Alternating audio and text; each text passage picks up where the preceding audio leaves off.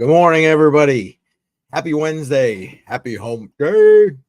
Hope everybody is doing well today.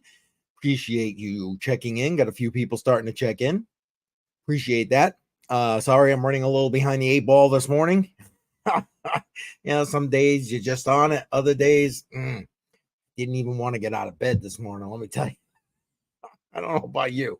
But anyway, appreciate you being here. Don't forget, hit that like button. If you're new here, don't forget, hit the subscribe. Appreciate you ticking that bell icon so you know when I go live all the time.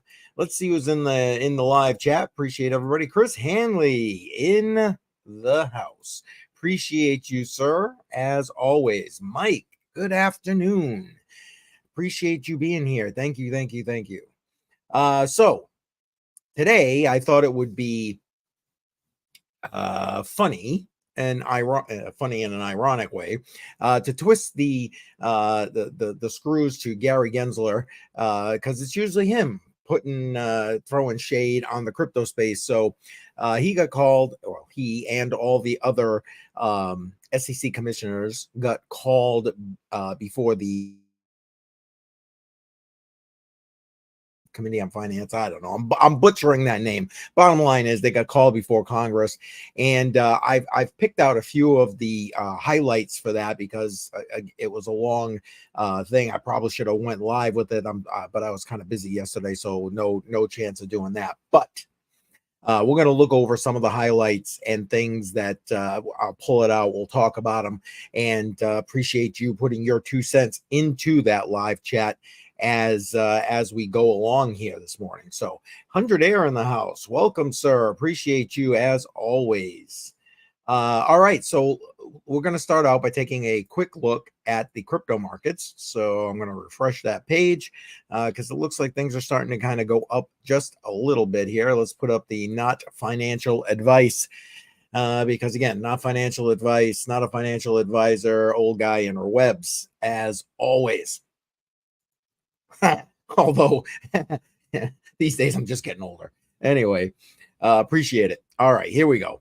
So Bitcoin is holding steady in that 63K mark. I mean, overall up 6.5% in the last week, 1% in the last 24 hours. And it looks like it's making a slow move back up right now. When I first logged in, it was down below 63.5. So, we know that's nothing in the Bitcoin and crypto space. That's just a blip in the radar. Anyway, Ethereum up 13.5% in the last 7 days, 26.19, looking not too bad. BNB looking good actually, and we're talking 10.3% up in the last 7 days, 596.98. Good to see BNB back up around that $600 mark. All right, Solana up 16.4%, $150 right now for Solana. And I know we got some people in this chat that are probably pretty happy about all that, let me tell you. But no automatic beats in the house, so we ain't getting the usual response here. Let's see. XRP looking pretty good, up 3.5% right now at 59 cents, pushing that 60-cent mark. Nice. We got Doge up almost just over 9% at just under 11 cents. Toncoin looking pretty strong right now, up 3.2% over the last 7, 569. Cardano up 15.8% in the last 7 days, and 3.5% of that in the last 24 hours. Cardano went from just barely over 30 cents to up to 38.5 cents. So that was a big move for Cardano, for those ADA fans out there. Oh, here we go. Mike's going to chime in there. There we go. It's sold to the moon. Perfect. Thank you, Mike. Appreciate you picking up for automatic beats there. Thank you. Although I know you're a Solana fan yourself. So, all right, where are we here? Tron. I don't know, man. I can't believe how strong Tron is. 15 cents. Enough said. AVAX looking great, up 20%. We're actually talking about this yesterday on the Matrix Money podcast. And none of us could figure out, like, I didn't see any major news from AVAX for them to be up, 20%, but $27.82, still looking pretty good. And speaking of the Matrix Money podcast, we're changing time starting next Tuesday. So this coming Tuesday, instead of being on at 10 a.m. Eastern, we're going to be moving to 6 p.m. Eastern. That'll be our flagship episode, I guess, of the new time change. And then this month, we have a bunch of Matrix Money talks coming up. I'll start telling you right now. Let's see. I need to pull the dates because my brain is not what it used to be. So let's see. On the 8th, on October 8th, we're going to have Yeti back. We're going to be talking Dynex, quantum computing. They got a lot of big things coming. I've been sharing some of what they've done on X, so go check that out ahead of the live stream. Then on the 15th, we've got Hawk Crypto joining us here at 6 p.m. At the Matrix Money podcast. And then finally, on the 22nd, we have Daniel Diaz coming back to talk with us about sound money, so gold, silver, and of course, crypto. So plenty of good stuff coming up on the Matrix Money podcast. GM Sergio Villasant. I'm probably butchering that. GM, we're going with that. Appreciate you being here. Thank you. Hey, there's Automatic Beats. Excellent. And yes, better late than never, Automatic Beats. Appreciate you. All right, let's keep going through this, and then we'll get on to watching Gary Gensler squirm. So where was I? AVAX, that's where it was. Chainlink looking pretty good, up almost 20%, $12.35. But even at that, to me, it's still almost half off in my opinion. I like Link. BCH, again, use it for what it's meant to be used for. Buy your stuff with Bitcoin Cash and save your Bitcoin, up 12.5%, 347.26. Let's see what else we got going on. Uniswap. I mean, Uniswap has been pretty strong no matter how many three-letter agencies throw shit at them. $6.88, up 5.1% in the last 7 days. Litecoin, another one. I like using Litecoin. I use it to pay for my VPN. If you're looking for a VPN, link in the description for Torguard VPN. I love them. So 5.9% up for Litecoin, 66.89. That's what I use to pay for it. They don't even care who I am because they're getting paid in crypto.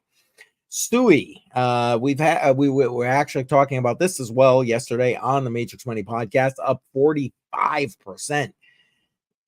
Like, I don't even know what to say to that at this point. 45.5%. Crazy. Caspa, got to stop here. Obviously, Caspa down, one of the few cryptos that are down right now at 16 cents, just kind of hanging in there. So looking to me, still looking good for Caspa. Just saying. Anyway, what else we got? Monero. I am a fan of privacy coins. I think come 2025, privacy coins are going to play a huge role here in the space. And frankly, especially if we get a repeat of the current administration here in the United States. Just saying. Let's go a little bit further here, see what we got in Render. We'll stop there because, again, I just put out the links to Crypto on the Rocks this coming Friday and every Friday, 7 p.m. Eastern Time. Render is one of those projects. We're doing DPIM projects last half 2024. Render is one of those projects you can vote for, and honestly, it has been the fan favorite in this last half of 2024. So more and more people just voting for Render every week. You can come and vote. Don't have to vote for Render. Matter of fact, I'd like to see somebody else win every once in a while. I know if you ask Automatic Beats, he would like to see Flux coming up on top there a couple more times. You know what? I think we'll call it there, and that way we can kind of get on to what what we're planning on talking about, which is Gary. Yes. Automatic Beats with Flux is the way. There you go. Appreciate you, brother. Appreciate you. So look, I don't plan on doing a lot of talking per se. I say that and then I just rambling on and giving you my proverbial 2 cents here. So let me get rid of the not financial advice thing. But again, I see more people kind of jumping in. If you're new here, welcome.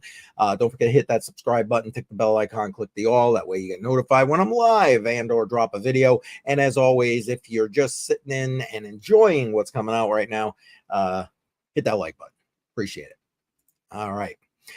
So yesterday, Gary Gensler and the rest of the SEC commissioners were in front of Congress, the Financial Services Subcommittee, if my memory serves. I put it in the description, so in case I mess that up, everything I'm going to show you, with one exception, I'll put that in the chat, is going to be in the description of this live stream. I might have just glitched out there, so I apologize. I don't even know the why. This internet. Anyway. All right, so what we got? Oh, Crypto Jar in the house. Appreciate you being here, my friend. Appreciate you. Welcome, welcome. Sorry, sipping more coffee. Like I said, one of those days today. Didn't even want to get out of bed.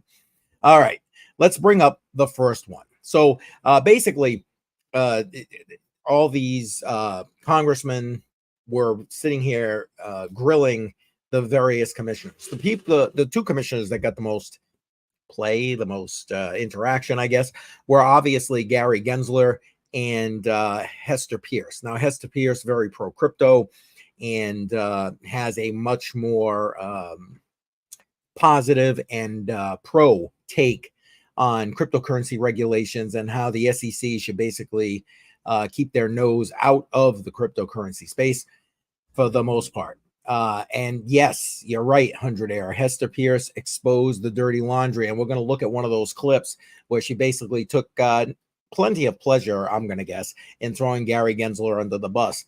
And I like it, and that's why I mean, again, I'm not looking for this stream to be so crazy long, because it's just turnabout is fair play. We're constantly sitting here doing live streams about, you know, Gary Gensler and the SEC throwing shade, lawsuits, whatever, at various crypto projects and exchanges and so on, using regulation through enforcement to try and regulate this space. And, you know, that's just not how it's supposed to be done. It's just not. And I know for everybody who's sitting here and watching this live stream or watches this live stream on the replay, you already know that. You already know that. All right, let's bring this first one up here, and we'll give it a quick watch. Wait, where is it? Right here. Bring that up. Here we go. So basically, I thought this was worthy. This is Congressman Tom Emmer basically telling Gary Gensler he's the worst thing that's ever happened to the SEC. So I thought that was definitely worthy of our time. So this is about 2 minutes long. I'm going to let it play, and then we can discuss. By all means, put your comments into the live chat. Appreciate that very much. But let's let Tom Emmer tear Gary a new butt right now. The SEC broke the law. Your attorneys lied to the court, and no one in your leadership here in D.C. has been held accountable. That tracks. Seems like business as usual here in Washington. Oh. Okay, switching gears very quickly. Yes, business as usual here in Washington, a la the Elizabeth Warren part of the party. Again, for those who I know, I've got people from Massachusetts who watch the stream. You got John Deaton, very crypto-friendly candidate, and quite frankly, common sense candidate running against Elizabeth Warren. I believe their debate is tomorrow. I'm sorry, I should have checked that before I came live. But go vote Deaton, please. Do the country a favor and the state of Massachusetts. Okay. Anyway, sorry. We'll let him keep going quickly. It's been recently reported that Vice President Harris has finally said she'd craft clear rules of the road for the digital asset space if she becomes president. Is this your approach too, sir? Or do you think she's rebuking you because she doesn't think you've done a good enough job establishing these clear rules over the last 3 years of her administration? I think that there's laws in place. If Congress wishes to change them, they'll change them. But we are enforcing the laws, and there are many Reclaiming people my in this time. field So you don't that are think not she's following rebuking? the laws. Reclaiming my time. Well, it's very interesting that you view your performance that way, because we have a litany of court cases, extraordinary confusion in the marketplace, and millions of Americans pining for clarity from you. You've abused the agency's enforcement tools, and you've even baited companies eager to comply with you, only to hit them with enforcement actions. All 100% true. I love the fact that he's bringing this out, and he highlights that as I think, to quote him, millions of Americans pining for some clarity. And remember, estimates vary, obviously, but here in the United States, and I keep talking about it when I say 2024 is a crypto election, you've got between 50 and 80 million Americans in the cryptocurrency space. And I'm sorry, that's a huge voting block. That's a huge group of, well, Gary's constituents, whatever, who are looking for clarity in the cryptocurrency space with regard to regulation. So I'm glad he points that out. Again, I should probably let Tom Emmer do the talking. Here we go. You've retaliated against businesses and people who have come before this committee to talk about the next generation of American finance. And perhaps somehow, worst of all, you've made up the term crypto asset security. This term is nowhere to be found in statute. You made it up. You never provided any interpretive guidance on how crypto asset security might be defined within the walls of your SEC. Yet, you made the broad proclamation that you believe a majority of tokens are crypto asset securities. You did this, and you would deliberately use this made-up term as the basis for your entire enforcement crusade over the past 3 years, only for your lawyers to retract it in a footnote to a court just last week. Your inconsistencies on this issue, sir, have set this country back. We could not have had a more historically destructive or lawless chairman of the SEC. Amen to that. Amen to that.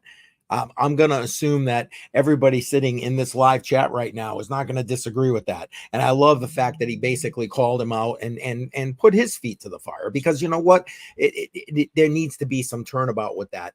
And hopefully, we do have a change of administration, and with that change of administration, Gary Gensler's out of here. And whether or not they keep, because there's been talk about potentially removing the chairman's seat as far as the SEC is concerned, and whether or not that happens, I don't think matters.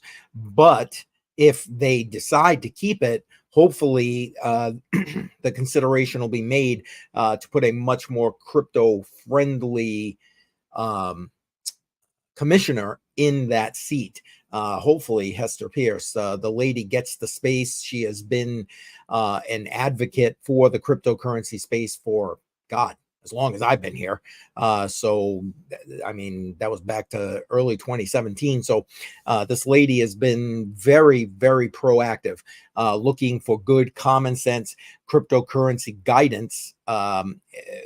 And it just hasn't happened. It's been regulation through enforcement. Another thing that he pointed out, Tom Emmer pointed out in that speech. And I just thought that was the way we should kind of kick it off and start talking about all of this. But there's a couple, actually 3 more clips I want to show you and highlight, because I think, well, you know what?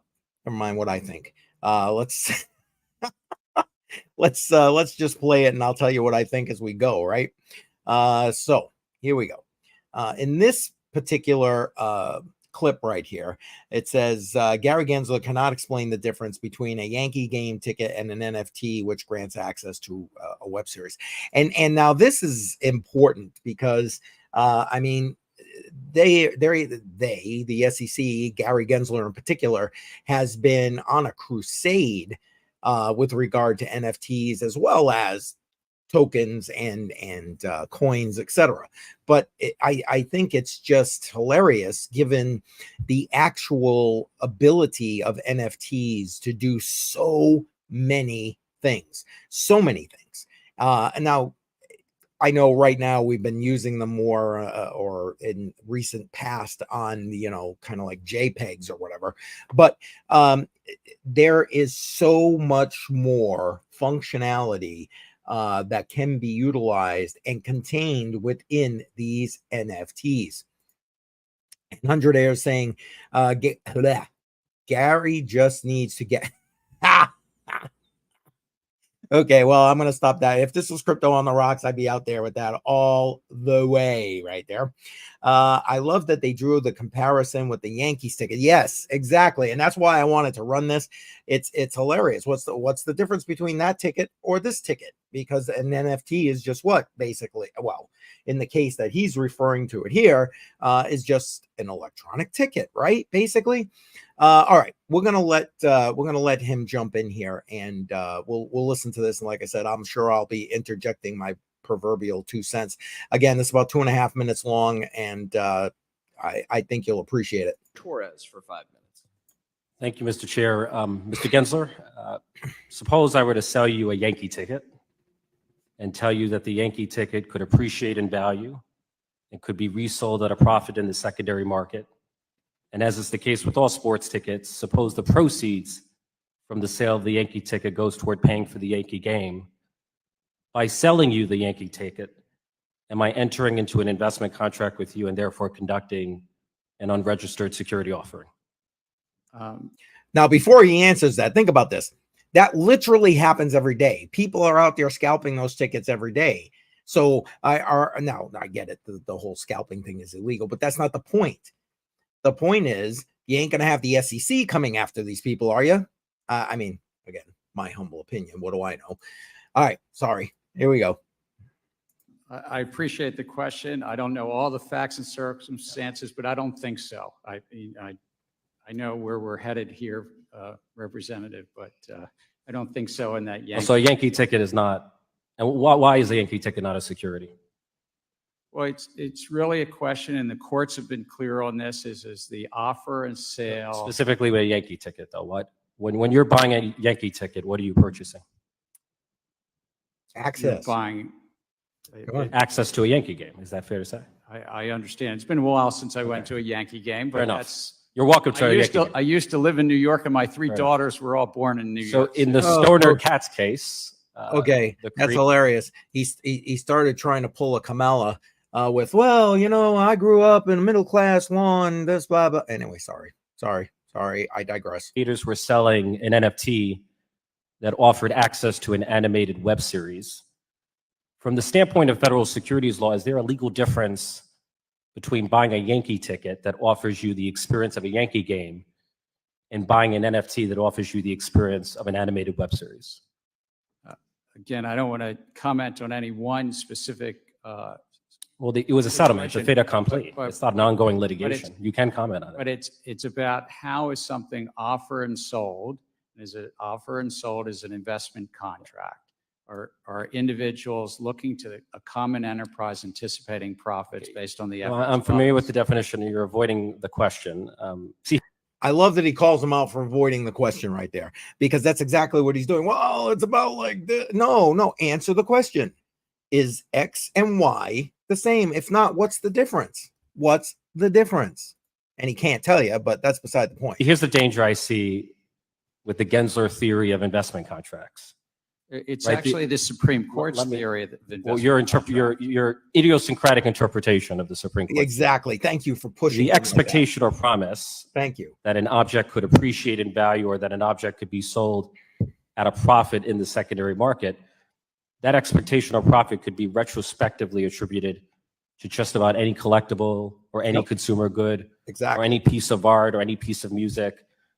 The trouble with the Gensler theory of investment contracts is that it's so open-ended that it lacks anything resembling a limiting principle. It blurs the line between collectible and security, between art and security. And I love the fact that he drew in the idea of collectibles, the idea of art, etc. Because where are we going? You know, we talk RWAs, real world assets, all the time, and this is where we're obviously heading. This I mean, you know, I'm not saying we're going to be there tomorrow, maybe not even in the next year, probably not in the next couple of years, but the point is we're moving in that direction, and we need clarity, because this guy is sitting here saying, well, because I say it is. Basically, that's literally what he's saying, because he does not want to. I'm sorry, I'm gonna put this up on the screen, although I'm not gonna read that, but I think that's hilarious. Thank you, Automatic Beats, and you're probably not wrong, although he would have been like the odd boy out. Just saying. Anyway, so I appreciate the way, and that was a very clever way of asking a question of Gary to kind of reframe the way he talks and thinks and puts out information about crypto, in this case particularly NFTs, and taking that to the broader base again as we move in this RWA direction. What are you going to say? That this particular piece of art is now an investment contract? Art goes up and down all the time, but you're not like sitting there making a security out of it. Anyway, I sometimes think I need to take blood pressure medication. I'm just saying. Oh, that's funny. Yeah, there you go, Jar. There you go. He was yeah. Well, you know what? Automatic Beats, you're probably right about that. Probably right about that. All right, let's keep going here. I appreciate you guys being active in the chat. And again, if you're enjoying this, make sure you're hitting that like button. I really appreciate it. And feel free to share this, because again, I know I'm getting a little bit of shadow banning going on this channel. So to have you guys kind of share this out, I would greatly appreciate it. It would be very, very helpful. All right, let's keep going. The next one I thought was, let me just bring it up here so I can jibber jabber as we're getting ready for this. Is they're talking about the SAB, whatever, 121 ruling. I covered this extensively for, I don't know, the entire time that this was making its way through Congress, basically getting a majority approved through the House and the Senate, and then sent to Biden for him to ultimately and eventually veto the bill. And again, link to that particular live stream where we talked about that veto in the description here. Go ahead, check that out if you didn't see it. The bottom line is this is basically a bulletin that gives guidance with regard to banks in their ability to be able to custody digital assets, so cryptocurrency. And we're seeing currently, and I believe it's mentioned in this section we're about to watch here. This section's actually about 5 minutes long, so bear with me, okay? But I believe they talk about you're now singling out people who can custody assets by giving them an exemption to SAB 121. So without beating the proverbial dead horse, let's just start this year. The committee has spent lots of time explaining the deficiencies in Staff Accounting Bulletin 121. Our efforts culminated in passing my resolution under the CRA to repeal the bulletin, with support from Majority Leader Chuck Schumer in the Senate, before it was eventually vetoed by the Biden-Harris administration. Exactly. We are now hearing that the SEC's Office of the Chief Accountant is engaging in conversations with some market participants on a case-by-case confidential basis to inform them if they need to comply with SAB 121. I love the fact that he points out on a confidential basis, because it's basically this information is getting leaked out, because these are, again, backroom deals. Welcome to Washington, D.C. lately. But let's not get me going about that. It looks like one firm even received a non-objection from the bulletin. It's incredible how big of a hole the SEC has dug itself into. Amen. Yet, despite the backtracking and the rebuke from both houses of Congress, earlier today, Chair Gensler indicated he would not rescind SOB 121 in response to a question from my friend across the aisle, Mr. Wiley Nickel. Chair Gensler, now that the office of the chief accountant is picking and choosing who needs to comply with SOB 121, why wouldn't the SEC simply rescind SOB 121 entirely or issue a new guidance? Well, let me just answer that, because it would make sense. It would literally make sense for him to do that. And he don't want to do that because, again, you've got people like Elizabeth Warren, who has way too much power and influence with this particular administration, wielding. And again, she's supposed to be the person who's overseeing. She's the SEC, but yet, all she's doing is influencing those decisions. Anyway, let's listen to Gary Babel. Babble. Stepping back, this guidance is the 121st. It's what we've been doing for 52 years. And it's And that makes it good because we've been doing it for 52 years. Just saying. guidance about what happens in bankruptcy, whose assets are there. And crypto bankruptcy after crypto bankruptcy, the bankruptcy courts have said it's not the investors, it's the bankruptcy estate. That's what that accounting bulletin is about. Is it a liability in bankruptcy, basically? And customers get hurt. Let me reclaim my time, Mr. Chairman. Commissioner Peirce, what kind of signal does it send when the SEC is carving out individual firms from its own staff accounting guidance on an one-off basis? What would be the approach you'd recommend instead of a response to the problems caused by SOB 121?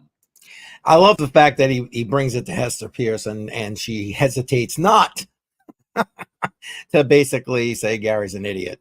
They're obviously not in those words. The approach I'd recommend is we need to go back to the drawing board. We need to figure out what the right accounting is in this area, and we need to do that involving the public in a process, not just putting out a staff bulletin. And then applying it, Chair Gensler mentioned earlier, it applies to public companies, and that's true. It applies on its face to public companies, but we've also applied it to broker-dealers, and now, as you pointed out, we're peeling it back for particular entities. There was a question earlier about why there's only one custodian in the ETP space. And one of the reasons is because of our SAB 121, which makes it very hard for people to be custodians in this space. And think about the market concentration. There's been no accounting bulletin from the SEC that has ever been. I'm sorry, I just want to interject now. And we've seen the changes from BlackRock to, in the way to Coinbase, in the way that they want accountability to be able to ensure that these Bitcoin assets for the Bitcoin spot ETF are actually there, because of concerns that have floated around regarding Coinbase putting or selling what's called paper Bitcoin. And again, I know I'm kind of getting off topic here a little bit, but to me, it's important to touch on this for the simple fact that, Hester Pierce in this case is basically talking about that. You've got limited custodial options because of this SOB 121 not being repealed. Anyway, we'll keep it going.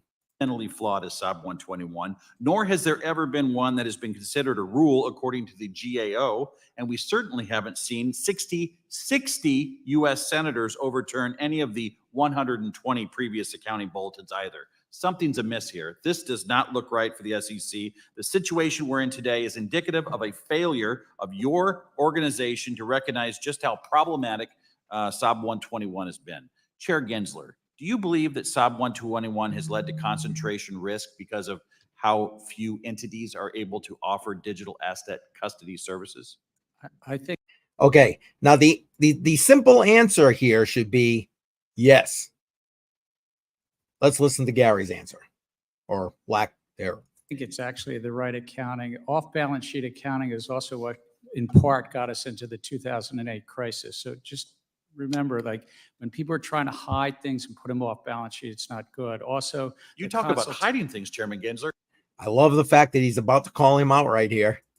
I love it. We don't even know what deals you're cutting on Sob 121 when you give a no objection letter to a Exactly. different firm. Like, if we're going to talk about hiding things, let's talk about transparency. Let's talk about how do people in this country operate under our laws when your commission is doing backroom deals with one-off companies and writing them a no Exactly. objection letter. That's not transparent. That's not in the interest of the American people. You can't follow rules that you don't know about. What's going on? The accounting bulletin is the staff accounting bulletin is out, but also for years, companies come in, public companies, and said, this is how we're going to account for something. Do you object? And in this case, if it's remote from bankruptcy, if a company is going to go bankrupt and it's truly the customer's I'm funds. going to hold you there because I want to give your colleague a chance. Commissioner Peirce, I'd like to pose the same question. I love to you. that they It's keep market going back to her. concentration. Is that a risk from Sob 121? It is a risk, and the accounting raises real questions about whether this is protective of investors or not. And so that's why I think we need to go out with a real process to try to figure this out. At the end of the day, Okay. Yeah. Can you just like hear the difference between the way Gary is answering questions, or I guess not answering questions, and the way Hester Peirce is answering questions?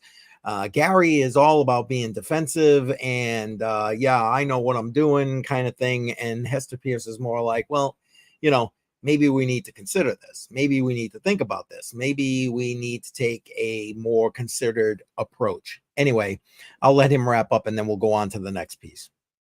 the SEC has to read the room. And the entire House of Representatives voted on this, and a majority of members of the House rebuked Sob 121, and the Senate, led by the opposing party, they passed it with 60 votes, including the majority leader. This is not a good look for the SEC. This should go away. This is bad policy. With that, I yield back. And there you go. I mean, that's so true. But it wouldn't have gotten through anyway because you've got, I'd say Biden, but Biden ain't running this country. Let's be clear. But his administration and whoever's behind the scenes pulling the proverbial strings doesn't want that. They want to be able to stifle this industry, the cryptocurrency industry, as much as humanly possible. I'm going much longer than I thought I was going to do, and I appreciate everybody still kind of sticking around with me here and putting up with my my proverbial 2 cents here, my 2 Satoshis. I'm going to bring this last piece up here. Another one of the ones from Hester Peirce, basically throwing Gary under the bus as Congressman McHenry goes directly to her to talk about crypto tokens not being, or coins and tokens not being securities. So did that come up on the screen? Yes, it did. All right. We're going to, oh, crap. Hold on. I hit a wrong button. Almost ended the live stream accidentally. Oops. And Chris Hanley saying exactly why I choose not to vote. Everything is already decided. They will get the result that they want regardless of the people. And you know what? I agree with you that there is, I don't know about it already being decided, but I agree that there will be shenanigans. Let's go with that word right now. Shenanigans. Yeah, that's probably a live stream for another day. Maybe we'll make that an after hours, Chris. Come join us for that. After hours crypto. After Crypto on the Rocks, for those who don't know who are here, we go exclusively behind a paywall on Patreon. That way we can just discuss whatever we want and say it how we need to say it. Anyway, so let me get back to Patrick McHenry here. Do you think that one reason why multiple terms are being used here for crypto is that there's sorry about that, guys? no I obviously hit a wrong button. clarity or consensus identifying which tokens may or may not be offered pursuant to an investment contract? I think that's absolutely true. We've taken a legally imprecise view to mask the regulatory lack of clarity. So I love this it. question of an investment contract, the SEC defined crypto asset securities as an investment contract represented by the underlying crypto asset. Yet, tucked away in a footnote on an amended complaint, the SEC clarified a security is determined by the quote contracts, expectations, and understandings centered on the sales and distribution of a digital asset, and not that the digital asset itself is a security. Is the SEC using inconsistent standards here? Well, of course they is are. that what's happening? I think what's happening is that we're trying to be ambiguous because the legal precision carries with it real implications. And this is why people have been coming to us and saying we need clarity. Is the token itself a security? Or is it part of an investment contract? Is it being sold together with an investment contract? If it is, what is that investment contract and how long does it track along with the token? By using imprecise language, we've been able to sort of suggest that the token itself is a security apart from that investment contract, which has implications for secondary sales. It has implications for who can list it.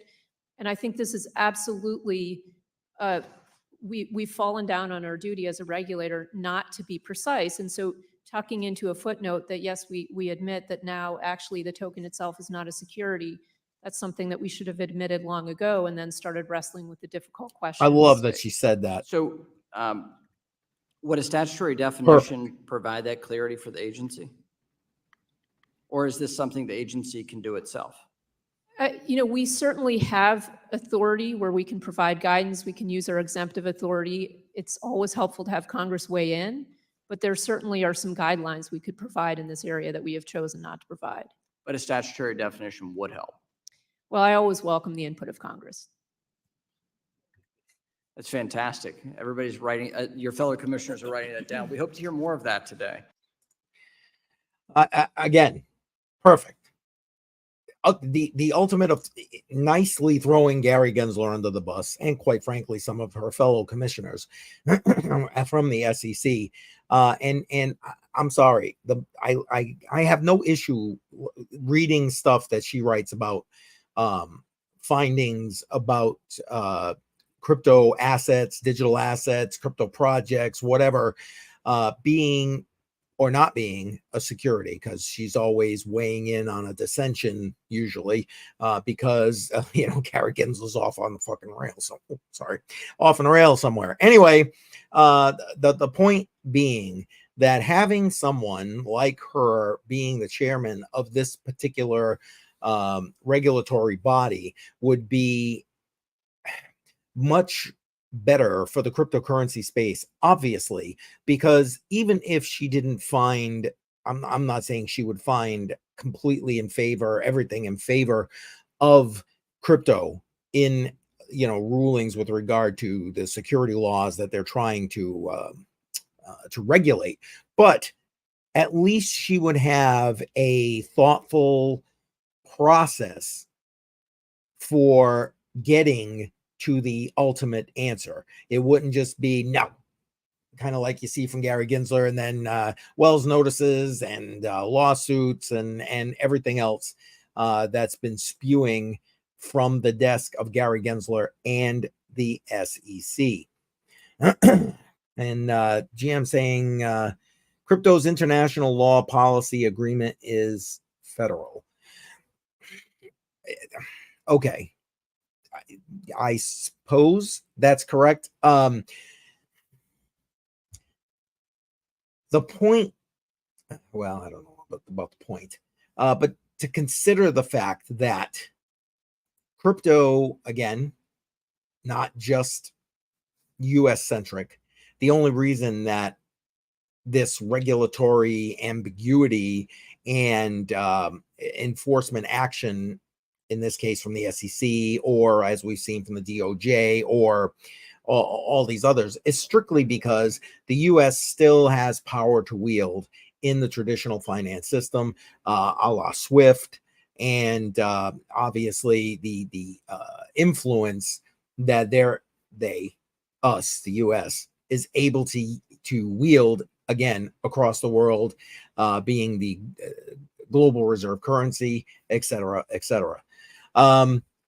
That's pretty much what I've got for today. I thought this would be somewhat fun. And I don't know about you, I had a great time watching him squirm. But that was able to highlight some of the major points from this congressional hearing, because though I did give some consideration to going live for that, I think that there's too much just kind of dead space, and not a whole lot of it is always worthy of your time.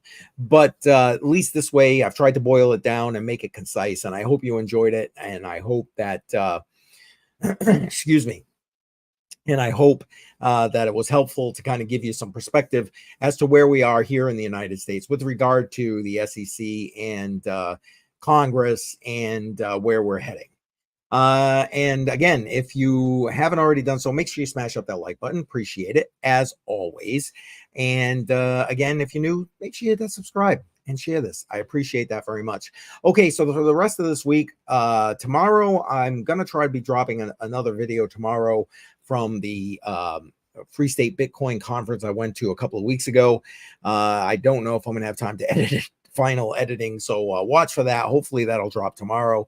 Friday, 7 p.m. Eastern time for Crypto on the Rocks. Come on in, join us. The more people, the merrier. That's the way I look at it. And last week we had so many people. It was great. Crypto Billy was there, and he put out a tweet, and like, boom, it just blew up. So I really appreciate everybody who shows up. And again, it's meant to have more people on there, just open discussion, casual, bring a drink, and we sit there, drink, have a laugh, and talk crypto for a couple hours. And then after that, we go to after hours crypto, again, exclusively on Patreon behind the paywall. You know, I like to be able to just not have to worry about violating any community standards on YouTube, because that's a story I will tell you about one on this week's after hours. So anyway, Automatic Beats, thank you, sir. Amazing stream. I appreciate that. I try hard to put this stuff together and make this information interesting and informative, because again, it's, you know, you gotta stay on top of all this stuff. But that's what I got for today. Appreciate everybody. I hope you have a great rest of your week. And don't forget, next Tuesday for the Matrix Money podcast, we're switching from 10 a.m. Eastern to 6 p.m. Eastern. So watch for the announcements and notifications on that. All right, we are out, or I'm out. I always talk about myself in that multiple person, right? Oh my God. Anyway, all right, you take care. Appreciate everybody being here. Thank you for being active in the chat, and I will see you soon. Take care.